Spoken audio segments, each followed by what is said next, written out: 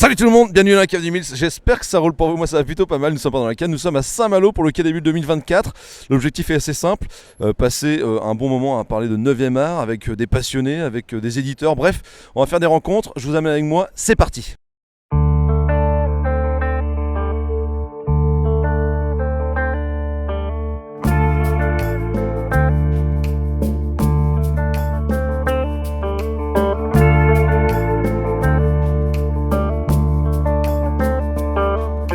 Bonjour, comment tu t'appelles? Je m'appelle Canella. Gilles. Nicolas. Tommy Kaiser. Robin. Quel âge as-tu? 42.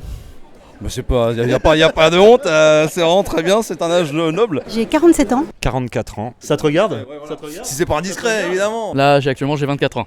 Super, et d'où tu viens? Là, je viens de Rennes, du sud-est de Rennes. Saint-Malo. Oui, tu vas naturellement. Oui, D'accord. j'ai cru, mon gars. C'est mais parfait, oui. Je viens de Paris. Eh ben, je joue à domicile, je suis pas loin. Toi aussi, pas loin. D'accord. Région parisienne. D'accord, donc t'as carrément fait le voyage jusque là quoi. Ouais. Tu fais quoi dans la vie? Je suis graphiste en boîte, indépendant et éditeur aussi. Ok. Je peux pas te répondre. Ok, très bien. Moi, mystérieux. Alors, je travaille dans le e-commerce. D'accord. Je vends des choses merveilleuses aux gens, de la culture. Ok. Mais pas que. Je fais 2-3 petites vidéos sur le sanctuaire, sur YouTube. Voilà, une petite chaîne où on parle de pop culture de manière assez diverse et variée.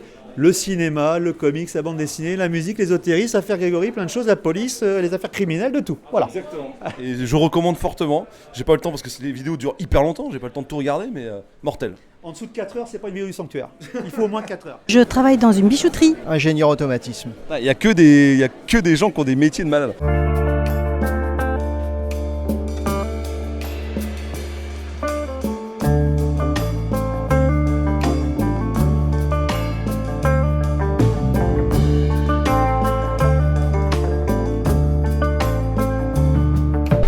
Le stand qui marche le mieux, c'est le bar. Je dis ça après, voilà.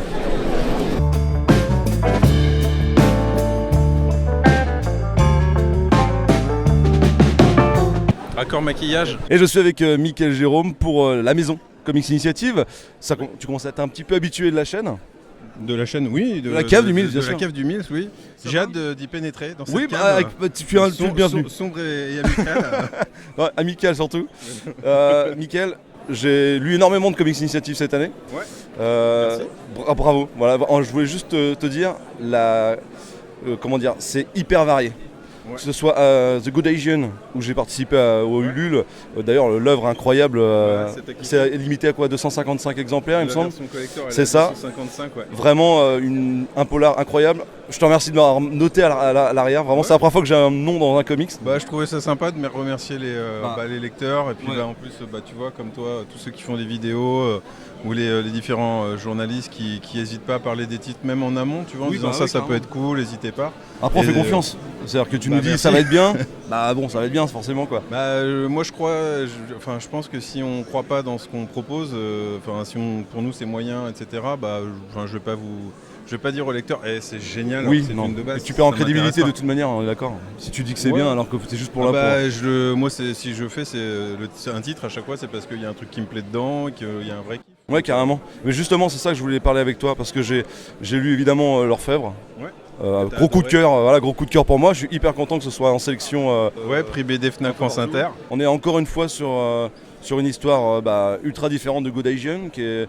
En fait, c'est ça que je trouve génial avec Comics Initiative, c'est que tu proposes, ça peut être du backtrack, ça peut être une histoire avec une personne qui retrouve ses origines indiennes. Comme au Mindio, ouais. Comment tu fais pour sélectionner tous ces titres qui sont ultra différents en fait? En fait, moi je dis toujours au lecteur, je pense que en fait, je compare souvent à la cuisine. Si on aime les pâtes, c'est super, mais est-ce que se taper pendant une semaine 15 fois un repas à base de pâtes, au bout d'un moment, fait qu'on va pas saturer et arrêter de vouloir en manger? Je me dis que les lectures, ça fait partie un petit peu de la même réflexion, c'est-à-dire qu'on peut très bien lire un truc hyper léger, ou lire un truc, ce que j'appelle moi une lecture de toilette idéale comme Grizzly Shark.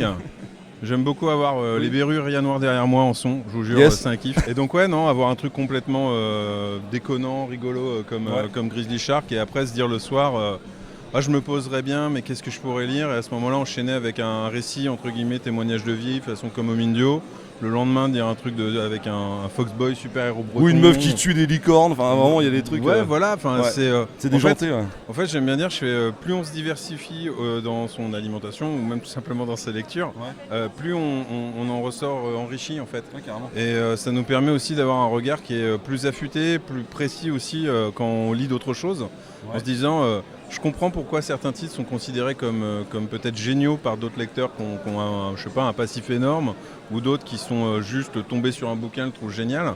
Bah, quand à ce moment-là on le découvre et qu'on se dit moi quand je pense à ça, ça me fait penser à ci, à ça ou ça. Par exemple, un super scénariste comme James Tynion Ford, moi je passe mon temps à me dire ouais ok, là tu as lu Agatha Christie, là c'est repompé de Stephen King, mais il amène quelque chose en termes narratifs. Mais c'est vrai que quand on a on va dire une certaine culture, qu'on la développe soi-même, etc., on est capable de trouver des inspirations, des choses chez des auteurs eux-mêmes et des trajectoires qu'ils vont eux-mêmes développer. Donc c'est assez cool. Et là-dessus, pour en revenir à la question de comment je le trouve, moi j'essaye de toujours en fait découvrir, lire plein de choses. D'accord. Et ça fait partie déjà d'une de mon cursus perso. Oui, ok. Et puis après on va découvrir des auteurs en suivant leur carrière, etc. On peut avoir des titres, des sensibilités qui nous plaisent. Par exemple, on parlait de The Good Asian. The Good Asian, c'est un titre qui a eu un Eisner Award du meilleur récit complet, le Harvey Award du meilleur récit de l'année, pour de bonnes raisons. Oui. Moi, j'ai commencé à le lire. J'ai lu le premier chapitre en me disant je trouve qu'on n'a pas encore tous les éléments, on commence à se dire il se passe des trucs. Et là, dès l'instant où on passe le deuxième, le troisième, on se dit ok, en fait, c'est une narration qui est plus proche d'un roman polar en fait que du comics classique, avec le background historique qui est génialissime. D'où l'intérêt pour moi à la fin d'avoir les feuillets supplémentaires qui expliquent vraiment la situation. Hyper complet, hyper cool. En fait, j'ai juste halluciné d'apprendre tout ce que j'ai appris en fait. Et bien en plus, ce qui est super, c'est que c'est le scénariste Pornsack qui s'en occupait et c'est supervisé par des historiens. Donc c'est pas fait à la pisse, on peut dire ça comme ça. Sûr, ouais. Tu me censureras sur les gros mots. Pardon maman. On est dans la cave du must, tu peux y aller. Donc ouais, non, en tout cas, tout ce côté-là est à mon sens super intéressant parce que on est habitué à lire du polar avec toujours les mêmes, on va dire les mêmes configurations. Et moi, j'aime bien que quand un bouquin Comics Initiative parle d'un sujet, c'est qu'il amène une réflexion ou un angle particulier.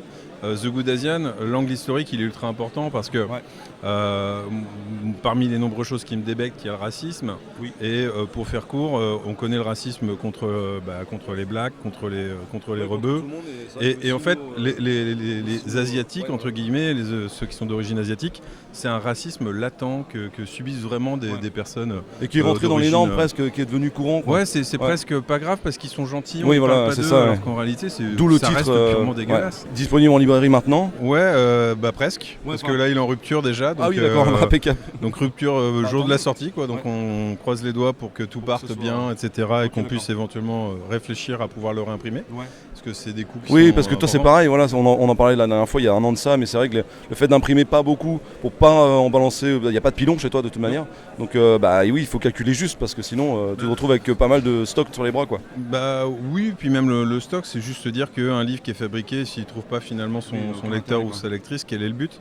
Là-dessus, l'idée c'est plutôt de se dire que pourquoi en imprimer 5000 quand il y a 2000 lecteurs, en fait c'est des réflexions idiotes.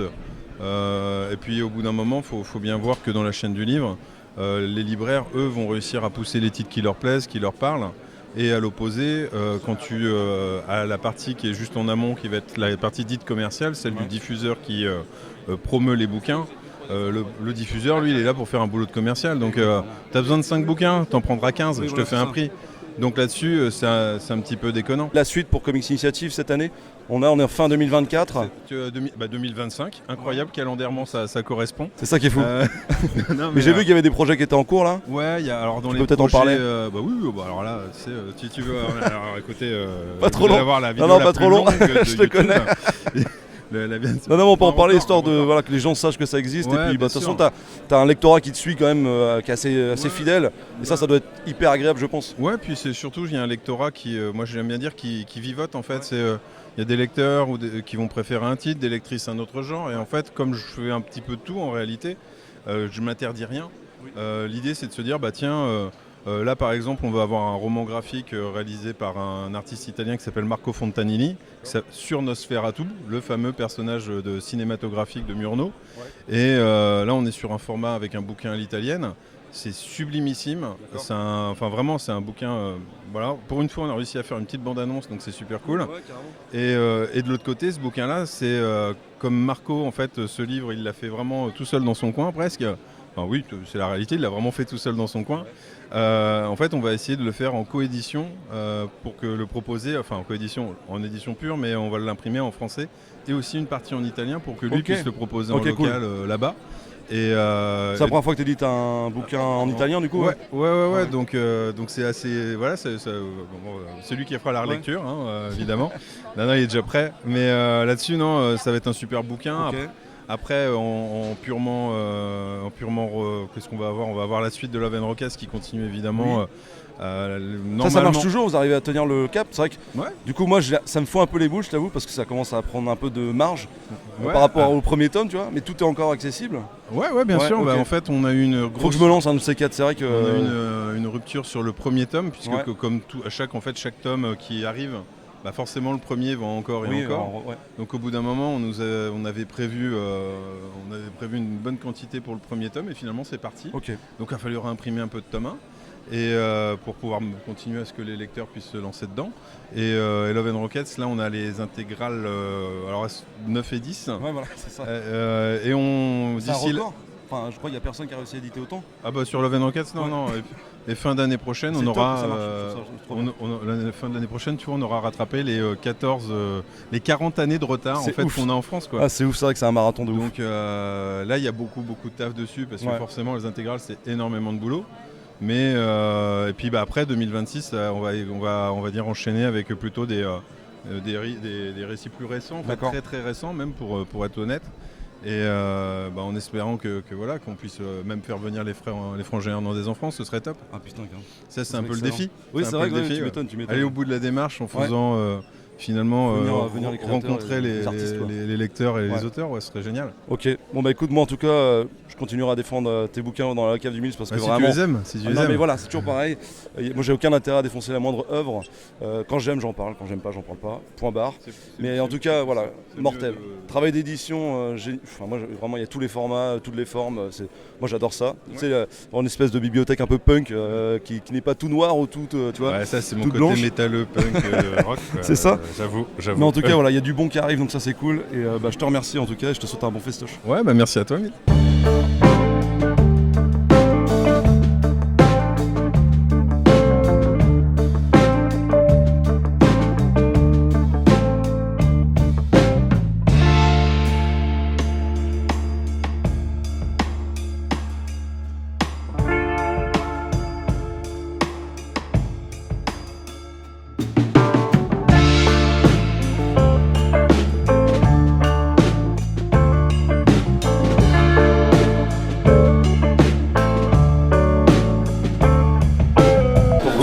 C'est pour vous. Toi, tu aimes les comics. Viens lire des comics. Viens lire des comics avec nous. Dans la cave de Mills. Tu es là pour quoi au festival de Quai des Bulles? Qui c'est que tu viens voir en particulier? Est-ce que tu viens? Les potes avant tout, les relations humaines un petit peu. Voilà, j'avais rendez-vous avec un pote au Quai des Bulles, ça s'est passé de façon formidable. On a réussi à discuter, on s'est pas fait bousculer, je me suis pas fait plaquer cette année, donc je suis très content, très heureux. Et autrement non, au petit bonheur la chance, Northside Comics, j'étais voir le polar là, comment ça? Voilà, je connaissais pas et je me suis fait aiguiller là-bas, donc on s'est posé, voilà. J'ai pas été faire un tour, mais ça a l'air pas mal. Ouais, un petit tour chez Black and White aussi, forcément. Oui, grosse édition de ouf. Savage Dragon, il n'y en avait pas. Il n'y avait pas de... non, c'est pas grave, voilà. C'est pas grave, après ça se commande chez eux, je crois. Autrement, les auteurs du dernier jour de H.P. Lovecraft, qui ont fait Judas aussi, donc la plaque graphique, des gens charmants. On a passé un bon moment. J'ai discuté avec eux hier soir, ils sont on a parlé un petit peu de choses peu recommandables. Alistair Crowley, Anton LaVey, des gens cool, quoi, tu vois. La bonne ambiance à chaque fois. Le pape noir. Je suis venue pour accompagner mon compagnon, qui est un grand fan de bande dessinée. Je suis venu en particulier pour l'autrice Gaëlle Genillet, c'est particulier.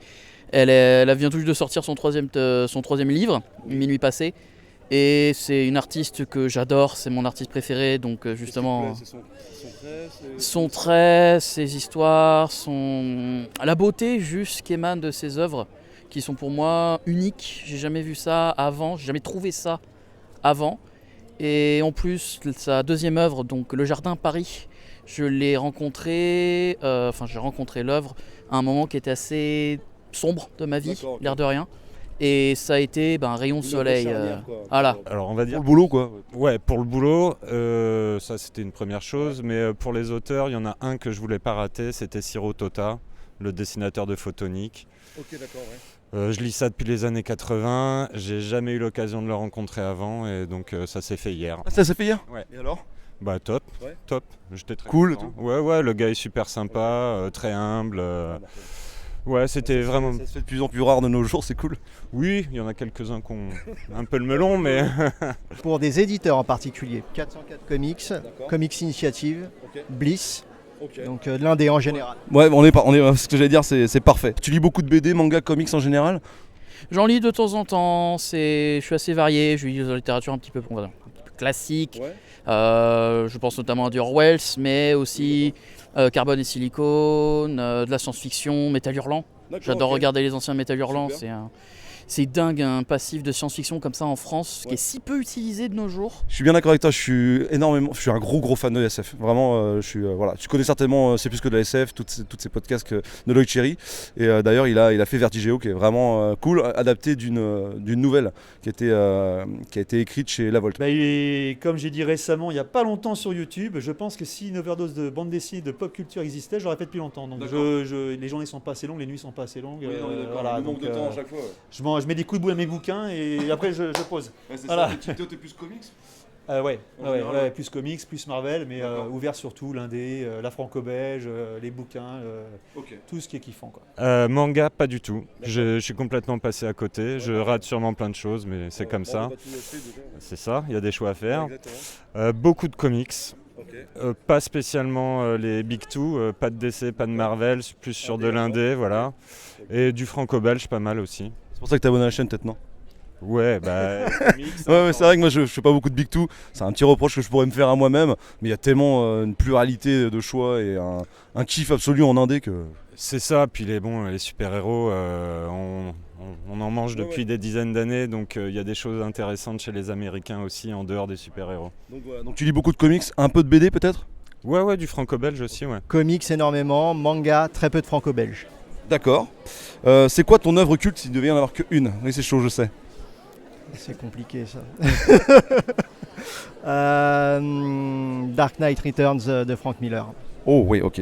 Je comprends tout à fait. Pourquoi? Tu sais, c'est un tout. Ouais, c'est le dessin, l'œuvre en général. J'ai commencé avec ça. Non, réellement l'œuvre avec laquelle j'ai commencé, Maximum Carnage. Ok, ouais. Donc voilà. Et après j'ai lu ça et ça m'a vraiment fait découvrir le comics et je suis tombé dedans à cause de ça. De toute façon, c'est vraiment une période charnière, hein, que ce soit les Watchmen, les Dark Knight Returns et compagnie. C'est vraiment des œuvres qui ont changé le comic book à tout jamais. Quand on est vraiment une pointe hyper sombre. Mais ok, carrément, cool, excellent choix. Ça donne envie de le relire, ça fait très longtemps. Bah moi, j'avoue que j'aime beaucoup les comics, puisque lui, il est plus comics, qui m'en fait lire. Et moi, mon œuvre culte, c'est Preacher. GG ça. Preacher. Bim. Preacher, c'est validé par Nicolas Beaujoin? Preacher, c'est validé? Vous avez déjà lu Preacher? Non. Ouais, voilà. Bon, faites un peu de la place, s'il vous plaît. Promel, Alan Moore, ouais, Ok. ouais, grave. moi. Ah, J'ai du mal. Le crayonné, je suis pas. Ouais. Vraiment, c'est passé, donc c'était bon. Ouais. Mais très renseigné, très Ouais. complet. Ah bah et oui, peut-être il y a- trop, et pour moi, ça a un tout petit peu tué la narration. Ouais, il y a une grosse théorie qui se Ouais. dégage de ce bouquin-là, et c'est la théorie d'Alan Moore, qui a été suivie par les renseignements, le service oui. de renseignement apparemment. Ouais, il a été trop loin dans les recherches. Voilà, et puis- voilà. Mais bon, attention Oui, à la oui, parano attends, on sait du jamais. monsieur. On sait jamais. Je dérange. ça. Si je suis limite demain, vous ne soyez pas surpris. Exactement. Mais bon, Fromel, c'est un choix un petit peu intellectuel de ma part. C'est vraiment pour montrer que Oui, que Level, t'as- Tommy oui. Kazer, tu vois, Mais ça. le truc un petit peu coupable, c'est quoi du coup? Ah, écoute, l'omnibus Eric Larsen, Spider-Man. Voilà. Ok, d'accord. Là, Ouais, la ok. claque. Ah, Ouais, la j'adore. grosse claque graphique. ah ouais, puis nostalgie quoi. C'est vrai que j'ai pas lu l'histoire, j'ai pas, mais graphiquement ça déboîte quoi. Ah ouais, Je t'avoue. c'est nostalgie. Ah, c'est pas simple, je sais. Non, c'est pas simple. Aqua Blue, je pense. Aqua Blue, sorti chez Chez Delcourt. Delcourt, d'accord. Et pourquoi? Pourquoi ? Alors quand j'étais tout gamin, j'ai commencé avec le franco-belge traditionnel, les Schtroumpfs, Boule Bill, ces trucs comme ça. Je suis rapidement passé aux comics, donc les Lug à l'époque, les revues. Et j'ai découvert Aquablue et je ne savais pas que les Français étaient capables de faire ce genre de trucs. Pour moi, les Français, ils faisaient du gros nez. C'est comme les séries françaises, ça peut pas être cool. Voilà. Sauf que bon, au final, il y a plein de choses à découvrir en BD adulte, on va dire du coup. Et c'est pour ça que ça a été une petite révolution pour moi, Aquablue. Pour moi, ça va être le Jardin Paris, qui a été vraiment pour moi un coup de cœur phénoménal. Et voilà, de loin, je peux pas... Et il est sorti en quelle année ? Oula, alors je crois qu'il est sorti il y a 3-4 ans. Ah, pas plus, d'accord, ok, très bien. Il est assez récent, Gaëlle Junillier est une autrice qui est assez récente, l'air de rien, dans le monde de la littérature. Et elle avait déjà fait une œuvre qui a eu beaucoup moins de bonne réception, Les fleurs de mon grand frère, je crois. Et vraiment, elle a commencé à monter en popularité dans ces dernières années avec le Jardin Paris. Et maintenant, voilà, c'est quelque chose... Écoute, je te remercie infiniment. Est-ce que tu conseillerais aux gens de venir à Quai des Bulles ou dans les festivals en général ? Ah bah oui, déjà je suis un peu biaisé puisque j'ai été bénévole de certains festivals, donc bien évidemment, mais le Quai des Bulles, c'est immense, il y a une variété d'artistes, de bandes dessinées, Il y a un cadre en plus. Il y a un cadre qui est magnifique, le cadre de du quai de Saint-Malo qui est incroyable. Les lourdes d'histoires. Ah bah oui, lourde histoire, il suffit de voir le bateau, le navire 3 mâts qu'on a juste au quai pour voir ça. Oui, vraiment, parce que c'est très convivial. Il y a peut-être moins de monde qu'ailleurs. Et l'ambiance est très sympa. Oui, parce que très bien organisé, beaucoup d'artistes, beaucoup d'éditeurs, l'échange, donc ça reste très ouvert, donc vraiment bien. Non, venez pas, il y a déjà assez de monde. Ça fait les files d'attente interminables pour les dédicaces. Après, on s'en sort plus. Non, puis c'est moche, Saint-Malo, c'est pas la peine. Ouais, c'est pas beau, rien de ça. Bref, il y a la côte, tout ça. C'est un temps dégueulasse, il pleut. On est quand même à Saint-Malo. Si on va pas que au festival, on peut se promener dans la vieille ville à côté. On a de la chance, il fait beau, on peut aller à la plage. Il y a des pubs, il y a les potes, voilà. Oui, et pourquoi ? Oui, bien entendu, parce que c'est un festival qui garde une échelle humaine à l'heure actuelle, contrairement à Angoulême où j'ai jamais été, mais les gens me disent j'ai parlé avec les auteurs, ils me disent c'est les vacances ici, c'est cool, les gens sont gentils. Alors Angoulême ils sont sûrement très gentils, mais il y a plus de monde, plus d'énervement et là puis en plus t'as vu le cadre, le soleil, bord de mer, voilà, les mouettes, les goélands, Mills, la petite perruche. La petite perruche. Et en plus c'est cool parce que c'est vrai que c'est à taille humaine. Angoulême, moi j'aime beaucoup aussi parce que là c'est pléthore d'artistes. C'est l'opulence, c'est un peu le bordel et tout. Mais la ville c'est vachement vraiment écarté sur toute la ville. Là le pôle il est quand même assez centré. Il y a un truc à la médiathèque, mais autrement tout le reste c'est vrai que c'est assez. Et puis il y a le cadre, t'es sur la côte, toi tu connais, t'es dedans. Et puis en Bretagne on vit bien, tu vois, c'est convivial, une bonne table, un petit coup de chouchette, une galette et on est bien quoi. On est bien.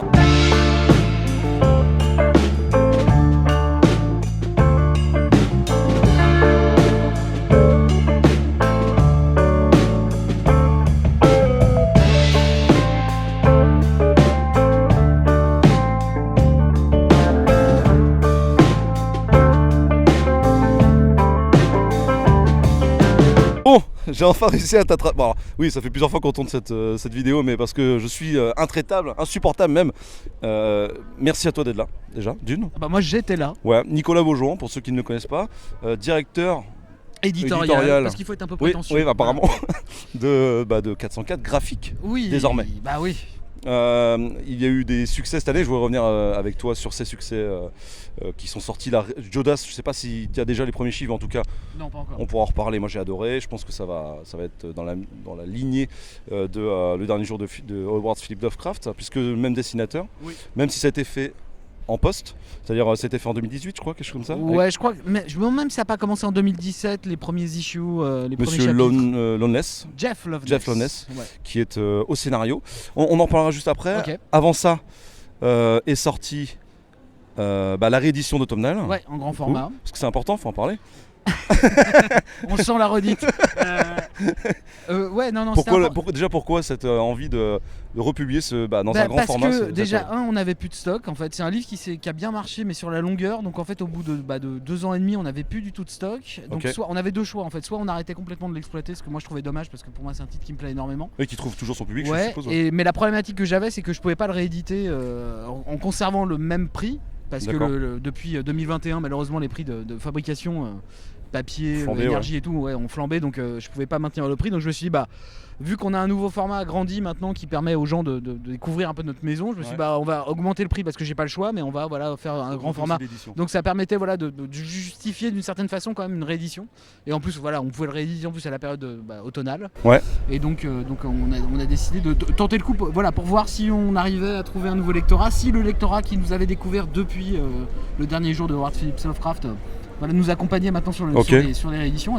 Et pour l'instant, les chiffres qu'on a sont plutôt positifs. C'est pas comme si c'était une nouveauté, mais presque quand même, quoi. Mais c'est quand même aussi un peu la marque de fabrique de 404 graphiques, c'est réussir à amener des grands formats, des grandes BD, des grands comics à un prix quand même assez raisonnable. On est un peu comme maintenant, c'est pas le Quai des Bulles, c'est Rue de Sèvres. Ouais. Pour le label 119, ils arrivent aussi à éditer, à sortir des bouquins à des prix raisonnables. Comment ça se passe? C'est vraiment en amont par rapport aux achats de papier en gros et compagnie que tu arrives à gérer ça? C'est un peu tout, mais je crois que c'est aussi la question que j'ai la chance en fait dans la structure où on est chez Editis et Edi8 qu'on me fasse confiance. C'est-à-dire que j'ai des marges plus réduites sans doute que d'autres maisons du groupe, mais ça, pour moi c'était important parce que pour moi j'ai insisté là-dessus quand on a lancé la maison, il fallait être différenciant sur le prix et sur la forme du livre. Sur la forme du livre, on créer ces deux trucs. Et je pense que pour des raisons différentes, j'imagine, j'ai jamais rencontré les équipes du label 119, Run, tout ça. J'ai juste échangé énormément avec Mathieu Bablet au moment où on a sorti Arca, parce qu'il a écrit un petit texte dessus, quoi. Et qui nous avait félicité au moment de la sortie de Howard Phillips Lovecraft, donc on avait un peu échangé ensemble autour de ça. Donc je les connais pas si tu veux, mais je pense qu'ils ont vraiment l'aspect artiste et donc lecteur artiste, tu vois.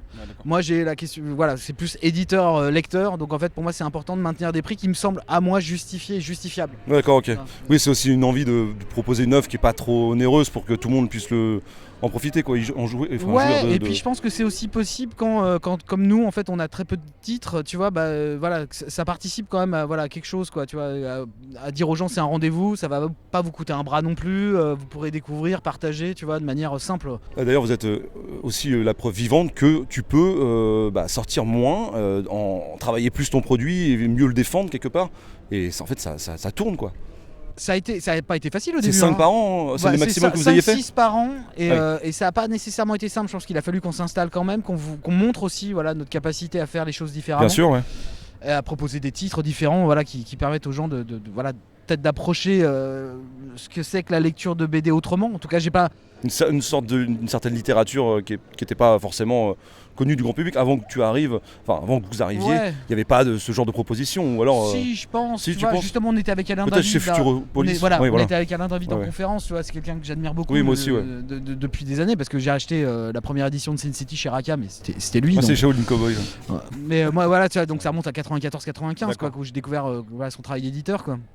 Et donc je pense que lui, par exemple, je pense qu'on se rejoint sur la singularité, si tu veux, du récit, et sur l'importance, moi j'attache énormément d'importance au sous-texte, en fait. C'est-à-dire qu'un titre, il doit pouvoir être lu énormément de fois, un peu comme un bon roman, tu vois, comme une belle poésie, si tu veux.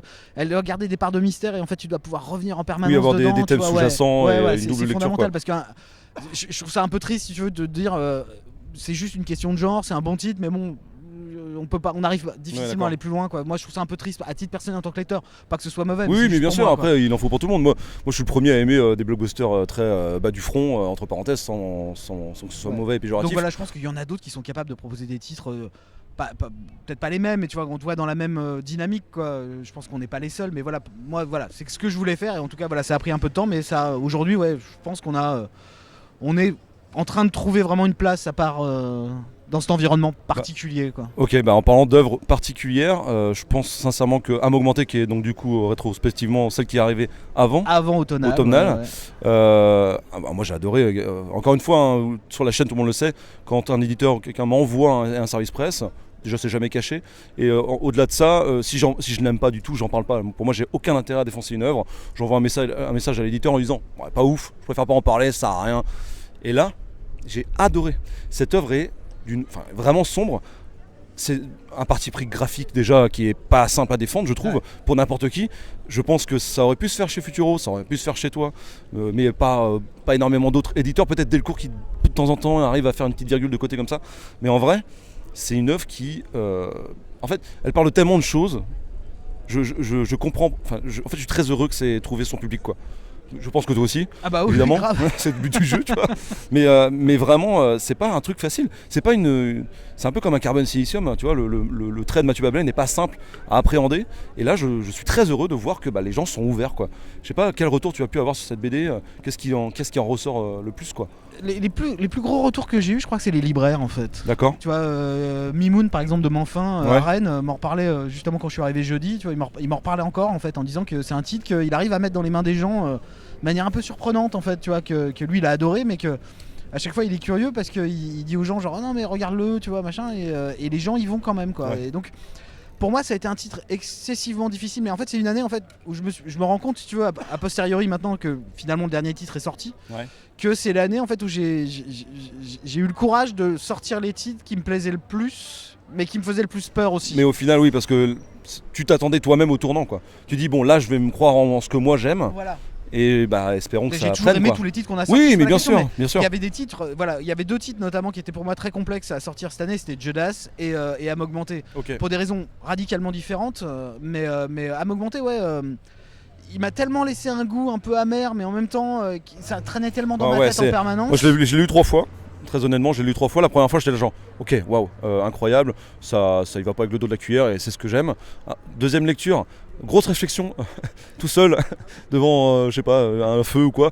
Tout seul, j'étais en train de me faire la réflexion de qu'est-ce que la vie, en fait, quelque part. Donc, deuxième torgnole. Et puis, avec tous ces éléments-là, et c'est ce que tu disais tout à l'heure, c'est des livres qu'on aime relire. Et ben, en fait, ouais, ça justifie déjà le prix à mon sens, dans le sens où tu ne fais pas qu'une seule lecture et tu ranges dans ta bibliothèque. Ça t'a coûté 25 balles et puis au secours, quoi. Là, vraiment, 3 fois. C'est quand même assez rentable, je trouve, à mon sens, par rapport à ce qui se fait maintenant partout, quoi. Que ce soit du Marvel ou autre, hein, on est tous d'accord. Il y a un sous-texte, tu lis l'histoire, ça part en steak, c'est cool, point. Tu le liras plus jamais. Là, 3 fois, et la 3e fois, avec toutes ces clés que j'avais de compréhension, en fait, j'ai ressorti de la poésie. Ouais. Vraiment. Quelque chose de terriblement cru, mais de raffiné, quoi, d'obligatoire et de réaliste, en fait, de quelque chose. C'est comme ça que je pense que ça se passerait si on pouvait cloner notre esprit dans un autre corps, quoi. Et si ça tournait mal, ça se passerait certainement comme ça, quoi. C'est drôle parce que moi, je crois que c'est ce que j'attendais, tu vois, ce genre de retour en fait, parce que moi c'est un titre qui me questionne encore. D'accord. C'est un titre, si tu veux, qui était resté une forme de mystère mais qui me hantait. Et vraiment pour moi il y avait un côté un peu malsain de ma part, ce qui était de dire genre je vous balance à tous la malédiction, envoyez-moi ce que vous voyez, voilà, parce que ok. voilà, moi pour moi ça reste un mystère. Je suis pas le seul à souffrir, bordel.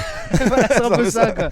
Et je suis content que ça ait bien Ça ait pris. marché. Et que c'est un titre qui continue, je pense, tu vois, il Ok. va bien vivre Noël, il va s'installer sur la Comme longueur, automnal quoi. quelque part, quoi. C'est quelque chose qui Ouais, est inscrit mais dans le temps, quoi. ça, je pense que c'est ce que tout éditeur rêve, si tu veux qu'en fait tes titres soient pas des épiphénomènes en fait, D'accord. qui s'installent sur la longueur et qui trouvent un lectorat sur la longueur. Ok. C'est quand même le rêve, et pour nous, Oui, en tant et qu'éditeur, pour les les auteurs, lecteurs parce que- et pour les auteurs. Ouais. Ouais. Non, carrément, je suis d'accord avec toi. Ensuite, Arca. Ouais. Arca, je crois que c'est l'un des titres qui a été le plus. Une ambivalence dans le choix, dans j'aime pas, en fait, selon les lecteurs, que j'ai reçu moi par rapport à mes messages sur la chaîne. Des gens qui m'ont dit j'ai vu la fin arriver à 1000 bornes. C'était très souvent la critique qui revenait. Moi, pas du tout. J'ai marché à fond, j'ai rien capté. Et c'est efficace. Moi, voilà, si je devais définir cette œuvre, je pense que pour moi, c'est pas la lecture de cette année-là, mais c'est clairement une lecture, mais d'une efficacité sans nom, avec un trait très particulier, qui, pareil, encore une fois, tranche. Hein, je pense que ça plaira pas à tout le monde. Je sais pas quelle vie elle a eu cette œuvre. Moi, je l'ai beaucoup aimée parce que déjà j'aime la science-fiction. Elle a très bien marché. Ok, d'accord, bah tant mieux, c'est chouette. Mais tu vois, on a tous des avis différents et c'est chouette. Mais quoi, c'est ça, le truc. c'est une offre dont j'ai aimé l'efficacité, parce que Van Jensen, je trouve qu'il avait fait un récit très efficace pour le coup. Tu vois. Ouais. Là, quand le genre fonctionne comme ça, voilà, il était vraiment très efficace. Parce que, Avec un sous-texte, encore une fois, je trouve qu'il y a des trucs sur la question de la connaissance, tu vois, qui est libérateur et Ah, tout. bah, Enfin, c'était important pour moi, mais effectivement, quand même, le point fort pour moi du récit, c'était le dessin de Jesse Lonergan que moi je suis depuis des années. D'accord. Ce côté très épuré, il est très épuré, mais dans le décor parfois, et ça fourmille quand même. Ouais, mais alors là, tu vois, c'est un titre très simple de sa part parce que en fait, pour moi, c'est un génie de l'art séquentiel en termes de narration. Et il a commencé par faire des récits quasiment muets. D'accord. À titre perso, qui ont été publiés chez Image, mais qui sont très difficilement publiables en France parce que c'est des petits formats, tu vois, genre du 60 pages et tout, donc tu sais pas trop comment éditer ça, quoi. Yes. Mais il a commencé par ça et tout, et là, il avait enfin un titre qui me permettait, si tu veux, de faire découvrir son trait sans qu'il soit jusqu'au boutiste comme il sait le faire à titre personnel, de commencer à entamer le travail avec Jesse, et donc il revient l'année prochaine avec un titre 100% personnel de 300 pages.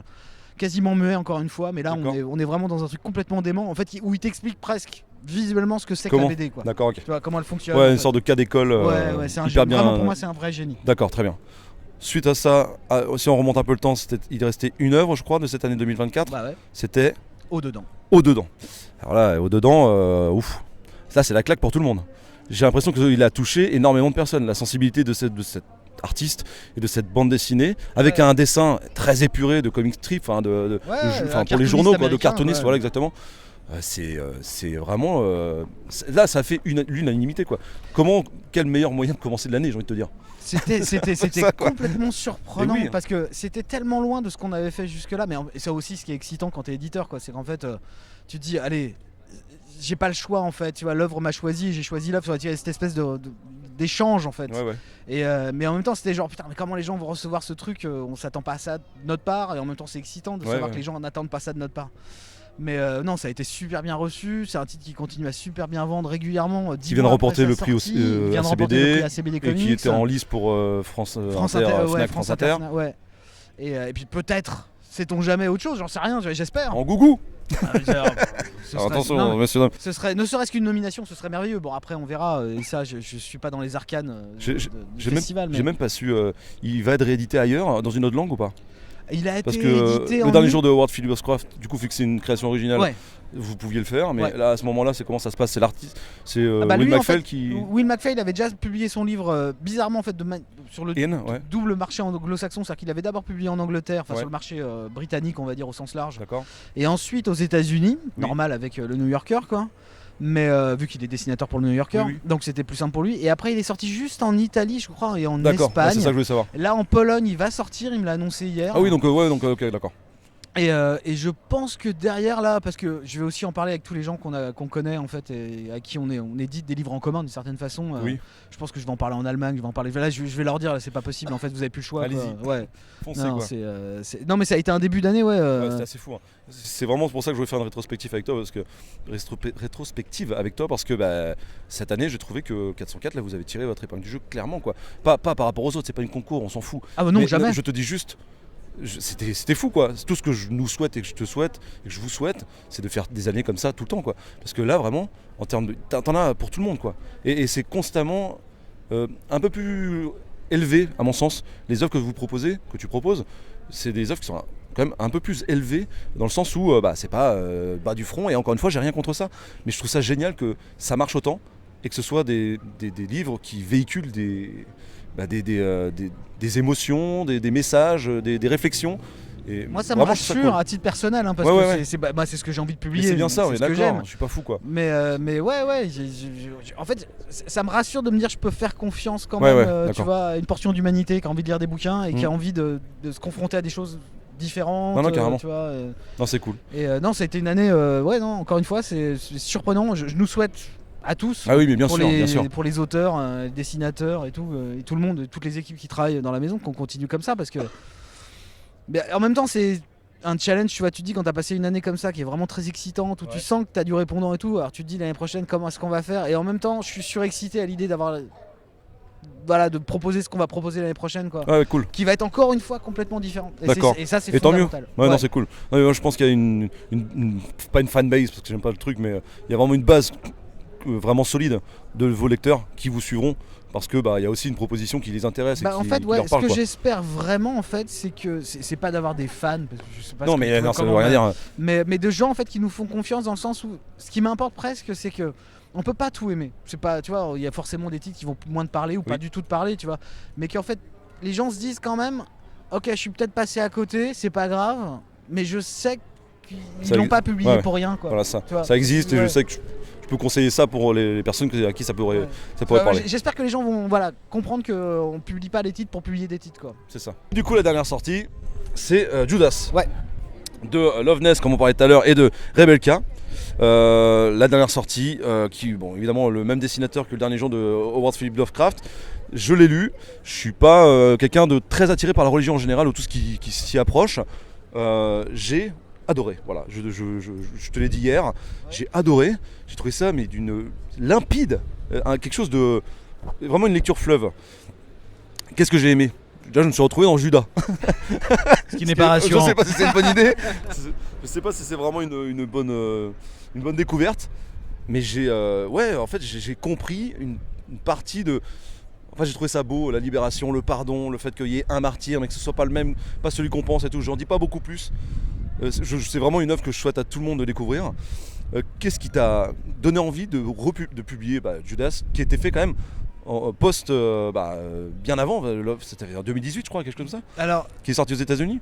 2017 même 2017 je crois, Ouais. ouais. Enfin, les premiers signes YouTube peut-être en fin d'année. Et je sais, j'ai ouï dire que c'était vraiment une œuvre que tu voulais publier. Bon, on est tous d'accord, mais ça fait un moment que t'en parlais et que ça te trottait dans la tête. Pourquoi tu t'es dit, vas-y, c'est maintenant quoi en fait? En fait, quand je l'ai découvert, c'est ce qui m'a donné envie de le faire travailler sur le dernier jour de Howard Phillips. Okay. C'est vraiment là où je me suis dit, c'est le dessinateur parfait, c'est vraiment lui qu'il faut. Et puis ça a matché et collé tout de suite en plus, donc c'était génial. Okay. Mais c'est vrai que l'aspect. Moi je suis plutôt un lecteur de textes sacrés, j'ai pas de problème. Ok. Oui, on a déjà parlé. Ouais, l'aspect religieux et tout, et non dogmatique. Tu vois, je suis. Voilà, je n'ai pas de dogme ou d'église, tu vois, défini, mais j'en lis énormément parce que voilà, c'est une question qui me passionne en fait. À partir du moment où ça a dynamisé l'histoire de l'humanité, je considère que c'est un truc à appréhender, quoi. Ouais. Mais voilà, j'étais embêté parce que je me disais c'est quand même assez frontal sur le sujet. Tu vois, des personnages bibliques, tu vois, importants. Et donc je me disais comment est-ce que ça va être reçu, quoi. Donc c'était une vraie angoisse personnelle depuis quelques années. Mais moi j'ai sincèrement une idée de réflexion par rapport à ça. Les dessins. Tu sais, il y a tous les versets, tous les textes qui t'expliquent un petit peu l'enfer, ce que c'est l'enfer. Et quand c'est représenté graphiquement par Jakub Rewelka, mais bordel de merde. Quand il te parle de grands géants à 4 têtes avec des ailes et des bras sous les ans, waouh! Quand tu vois ça, pour moi c'est clairement, alors je disais ça à Aline pour rigoler, mais c'est Seigneur des Anneaux. Enfin vraiment, c'est là que je me suis rendu compte que oui, effectivement la religion en général et tout ce que ça peut inspirer, il y a énormément d'imagination, quoi. C'est évidemment des textes sacrés que certains décident de suivre.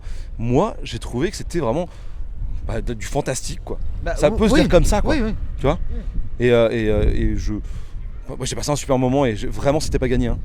Mais je sais, mais c'est pour ça que tu vois, j'étais très angoissé par ce titre parce que je me m'étonnes. disais comment est-ce que ça va être reçu, parce que justement l'idée, encore une fois, ces textes, tous ces textes, parce qu'il y en a beaucoup qui sont pas dans la Bible catholique, chrétienne ou protestante, quoi. Il y a les apocryphes, il y a les gnostiques, il y a des textes à côté, enfin il y a beaucoup d'éléments, quoi. Et en fait ils nous appartiennent à tous en fait, et il faut aussi les récupérer et les sortir du dogme, tu vois. Et, tu vois, ils appartiennent d'une certaine façon à l'histoire de l'humanité, et donc c'est à nous aussi de pouvoir les reprendre en main, tu vois. Oui, bien sûr. Et c'est ce que Jeff a fait, quoi. Il s'est réveillé une nuit en disant il faut absolument que j'écrive cette histoire. Est-ce que c'est inspiré de quoi, de ses connaissances à lui? Alors il a découvert en fait, c'est ça que j'adore aussi, c'est qu'il a eu un pressentiment heureux, si tu veux. C'est-à-dire qu'en fait il s'est réveillé une nuit en disant mais attends, on pourrait voir les choses comme ça, quoi. Inverser, si tu veux, le rôle de Judas en fait, finalement. Ouais. Et après il a découvert les textes gnostiques, et notamment l'évangile de Judas qui a lui été découvert dans les années 70. Ouais, d'accord. Il n'a pas été découvert parce qu'en fait les premiers rouleaux ont été découverts de ce qu'on appelle les sectes gnostiques, les premières sectes chrétiennes. Les premiers rouleaux ont été découverts en 45 dans le désert de Nagabadi. L'évangile de Judas n'était pas dedans, il est réapparu après plus tard sur le marché noir. C'est des textes, c'est ce que j'allais dire, c'est des textes qui ont véhiculé. C'est des textes qui sont passés de main. Et en fait, pendant des siècles et des siècles, on avait des traces uniquement par les réfutations des pères de l'Église, notamment Saint Augustin, Irénée de Lyon et compagnie, quoi. Et donc, c'est des textes qui sont réapparus comme ça et qui nous ont permis de découvrir finalement une partie de la pensée de ces hommes-là, de ces premiers hommes, et qui étaient beaucoup plus. De compléter. En fait, mais qui mettaient à mal, en fait, d'une certaine façon. C'est pour ça que l'Église. Oui, qu'il a jamais. Il y a eu un choix de faire à un moment donné. Voilà, les pauvres se sont fait massacrer durant des siècles et des siècles. Mais voilà, on a retrouvé leurs traces. Et Jeff a eu cette intuition, si tu veux, de retrouver finalement une partie de la pensée de ces gens-là. Je trouve ça couillu de faire ça, quoi. Ouais. C'est trop bien. Franchement, c'est trop bien, mais. Et qui rejoint beaucoup des textes aussi, après dans d'autres genres. Mais d'ailleurs, c'est pour ça que Jeff a aussi écrit Apparition au ciel de Bernard-Est. Ouais. Donc qui rejoint aussi une partie de l'écriture de Philippe Cadic. Et Philippe Cadic était un grand admirateur des textes gnostiques. Donc en fait, pour moi, tu vois, ces deux livres se rejoignent aussi, tu vois, sur l'intuition, si tu veux, que y a quelque chose de pas clair dans le monde, tu vois. En fait, il faut dépasser le voile du réel, quoi. Et Judas, c'est aussi un peu ça, quoi. D'accord. Bah écoute, je le relirai parce que je pense qu'il y a énormément de choses où je suis passé à côté, mine de rien. Même si j'ai eu l'impression que c'était assez concis, puissant, profond. C'est très court, c'est très court, hein, c'est très rapide. Ça se dit très vite. Ça se dit très vite, mais c'est vraiment très très beau. Vraiment, évidemment, le texte est magistral. Et puis Aurélien Lemant a fait un super boulot de trad aussi. Oui, j'ai vu ça. Alors j'ai pas retenu le nom parce que je sais qu'il y a Marie-Paul Noël À la relecture. à la relecture. Je sais qu'il y a beaucoup de gens qui travaillent sur ces œuvres, il n'y a pas que toi et eux, il y a toute une équipe, et bravo à toute cette équipe d'ailleurs, que tu n'oublies pas, qu'on n'oublie pas et qu'on voit, qui sont effectivement mis à l'honneur en première page, enfin en seconde page, en troisième page même. Et du coup, écoute, Judas, moi je conseille vraiment à tout le monde. J'en ferai une critique dans la cave du Mills parce que forcément j'ai aimé, j'ai envie d'en parler. C'est pas inaccessible pour les personnes qui sont athées comme moi.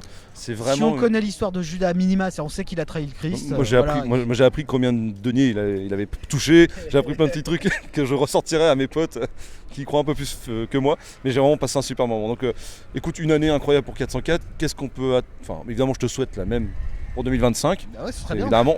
À minima. Oui, mieux si possible.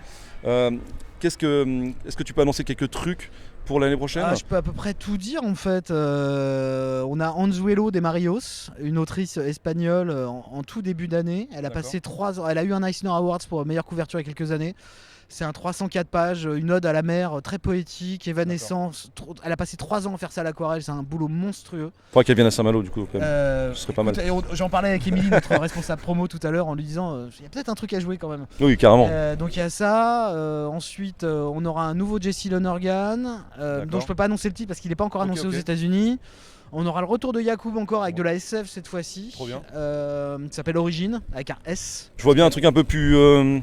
Tu vois, un petit peu plus mystique, quelque chose d'un peu plus. Oh, de toute façon, Yacoub, naturellement, en fait, il travaille toujours sur des projets qui sont toujours un peu étranges. Ouais, ça sort un peu du cadre. Quoi. Ouais, c'est clair. Donc il y a ça. Et ensuite, un titre que là, pour le coup, je peux pas du tout annoncer parce qu'on est encore en contractualisation. Ok, d'accord. Et on finira l'année avec le dernier titre de E.M. Cowell, une autrice québécoise, enfin canadienne. D'accord. Qui a beaucoup publié, elle a fait In the Woods, enfin dans les bois en France, ça. Et là c'est son dernier roman graphique qui s'appelle en anglais A Guest in the House, qu'on a traduit en français par une invitée dans la demeure. D'accord. Et là c'est une espèce de récit d'horreur folklorique urbain. Ça part n'importe où, c'est trop bien. Sur la dépression familiale. Ah, trop bien. Les familles recomposées. Oh, mais quelque chose de gay, quoi. Quelque chose pour finir l'année en famille, quoi. C'est assez fantastique, c'est en noir et blanc et en couleur. Et ouais, comment est-ce que tu vois le folklore intime, tu vois le mythe intime en fait peut être perverti justement par les problèmes mentaux et tout. Non, c'est puissant. Ouais. Lourd. C'est un super bouquin. Il a été nommé, il a pas gagné, mais il a été nommé cette année un peu partout aux Eisner. Et compagnie, ouais, d'accord. Elle a déjà eu un Eisner il y a quelques années pour. Oui, donc ouais, c'est pas n'importe qui. Ouais, non, c'est une grande dame et super. Tout, et donc ça va être une année encore différente, mais j'espère que voilà les lecteurs auront hâte de découvrir. Mais oui, il y a aucune raison. Je te remercie Nicolas. Je vais te laisser aller travailler quand même parce que bon. C'est bien de me dire que je travaille parce que c'est un peu semblant quand même. Exactement. Je te remercie. Puis on se voit un de ces 4 dans la cave du Mills. Avec grand plaisir. Bisous. Bisous.